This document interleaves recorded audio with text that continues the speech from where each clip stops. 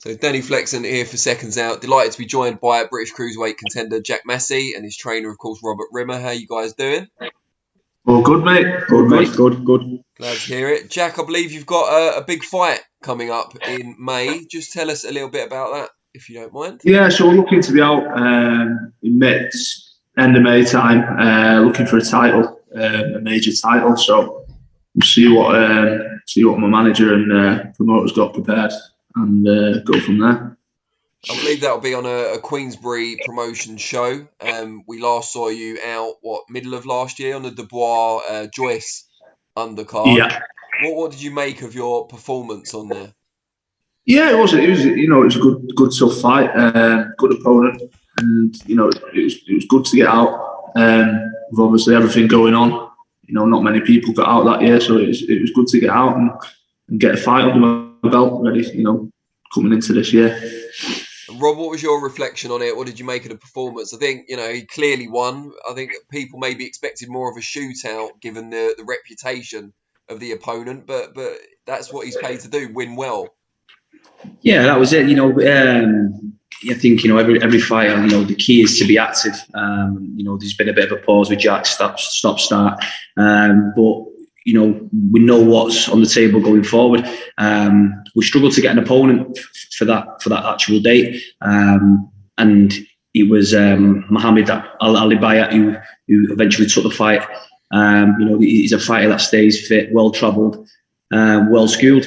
But going into it, we didn't really know much about him. But obviously on the night, he did prove dangerous. He could whack a bit. But I just said to Jack, let's not do nothing silly here. Box a smart fight, which he did on the back foot, and just win the rounds convincingly, and just to get through it. And getting them rounds would have proved pivotal going forward. They got in there, and then maybe bowled him over in 2 or 3 rounds. And you're not really getting much out of that, especially going forward into these title contentions over 10 and 12 rounds.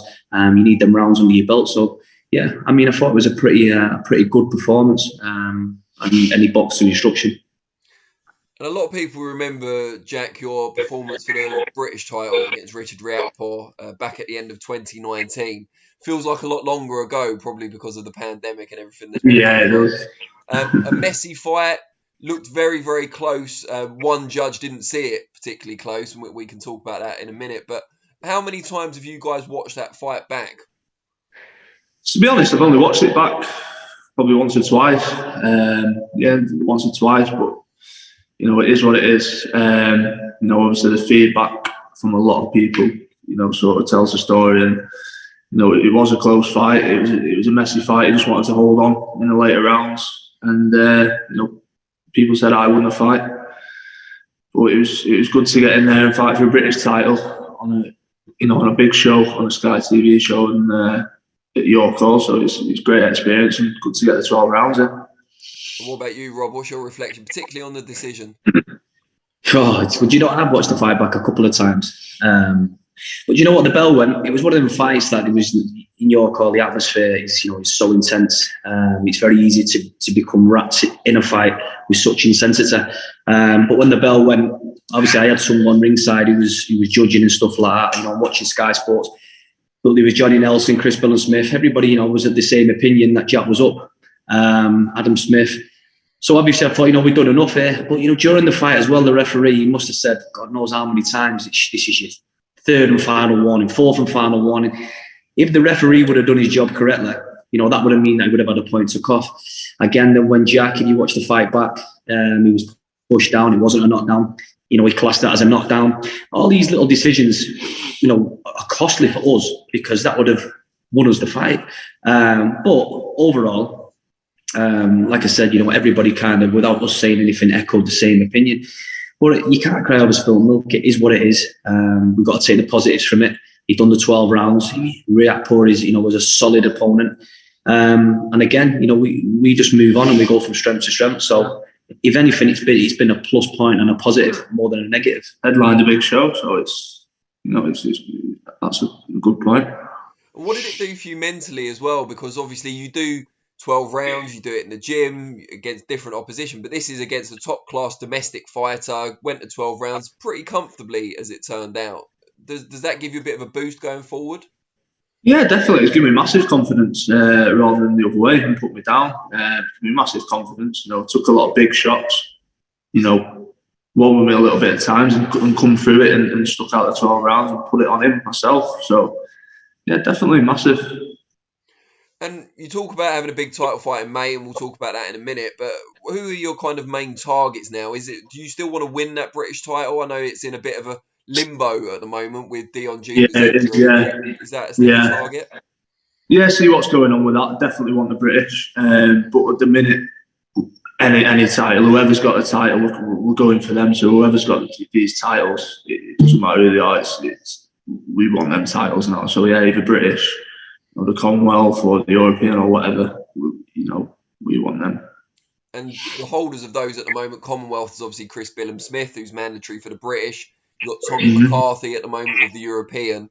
How do you think you match up against those two guys?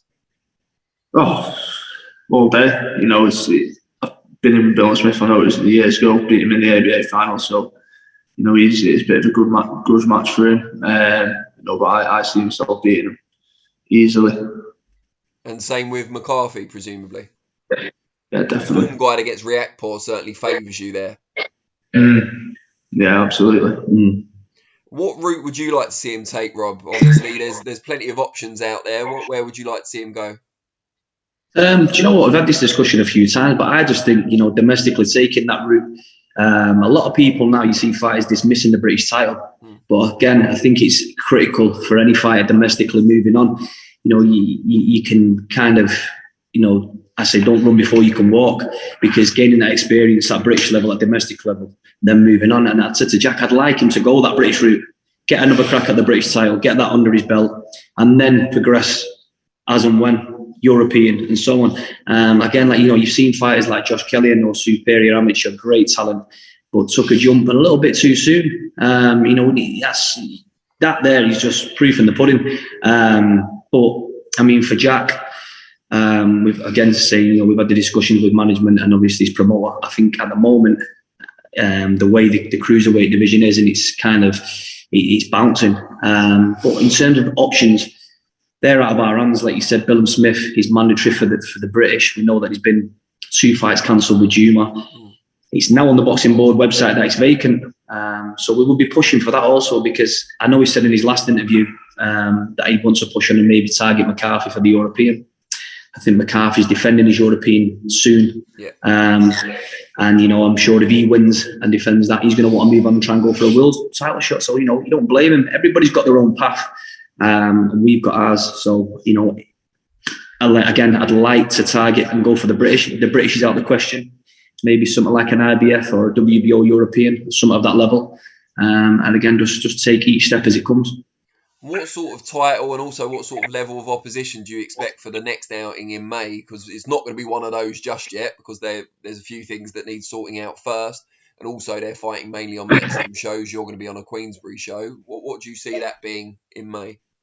I'd say a fight again, it all depends on who's ready and what opponents, but I think the Stephen Ward fight, it's a fight that can be made. I think that's a very good fight for both him and for us. And I think it's a great fight for the fans. I think it makes a lot of sense. Coming off his fight with Thor. yeah. It'll be good to see him back in more traditional boxing action, I think, Stephen Ward. He's a lovely fella as well, actually. But it's a nice fella. Is that one you fancy, Jack, as well? Absolutely, mate. Yeah, definitely. Like you say, he's a nice guy, but this boxing is, it's a business. Same with McCarthy and Billam-Smith. Been out in Riga with them both sparring, and me and McCarthy, we've actually sat down and had a chat and said, listen, we'll end up meeting each other one day, and it's what boxing is. It's a business. At the end of the day, it's nowhere as a grace. Like it is what it is. Were you all out there at the same time? No, so the first time I went over there for McCarthy, sparring over there, and then the second time I went, which was last February, Billam-Smith was out there. And that's both with Breedis? Yeah, Breedis, yeah. How did that come about the first time? How did you get kind of chosen or put yourself forward, whichever it was, to go over there? Just got the phone call. My manager got the phone call at the time, and it was all sorted through them, so... Yeah. And how did you find it? Not just sparring someone like Breedis, who's obviously very, very high caliber, but also the difference between the first time and the second time, so you could measure your own progress?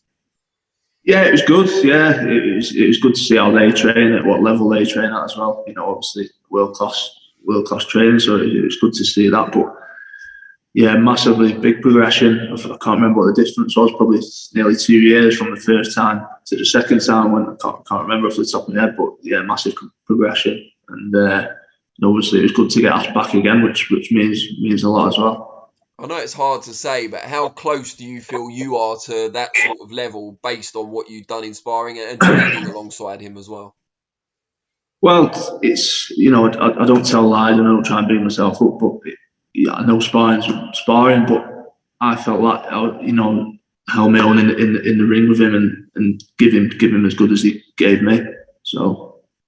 And have you done any work with Lawrence Okoli?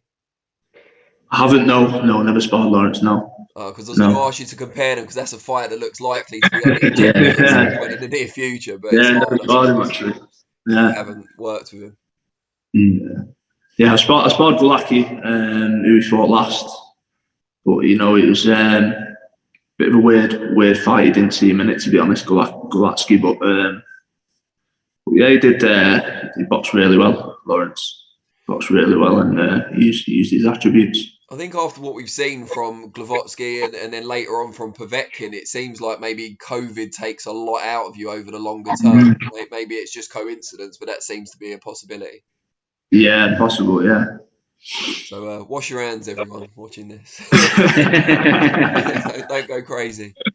All right, well, guys, before I let you go, something we always ask when we don't get people on the channel maybe as often as we should, just tell people out there how they can find you guys on social media so they can keep up to date with what's going on. Yeah, so I'm on Instagram, I think it's Jack Massey, boxing also, I can't remember what it is off the top of my head. I'm on Facebook, Twitter, I'm on all of them, so just, yeah. Rehearse this. I know. Yeah, no, and I'm obviously under Phoenix _ camp, Phoenix _ camp. Obviously, I've got a number of fighters on there, so yeah, if anyone's watching, give it a follow. How's your dad getting on, Rob?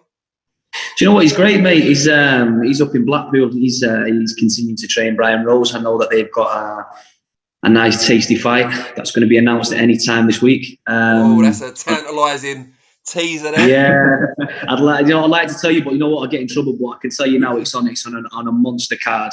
In the States, so I'll let that one sink in. But yeah, I'm sure you'll be able to make contact, and I'll let them see the news. Fair enough. Brilliant. All right, well, guys, I really, really appreciate your time. Maybe we can do this again once you've got a fight and an opponent announced for the show in May. Definitely. Pal. Cheers, Danny. Thanks very much for your time, mate. Thanks, mate. Cheers, lads. Take care. Take care, mate. Bye bye.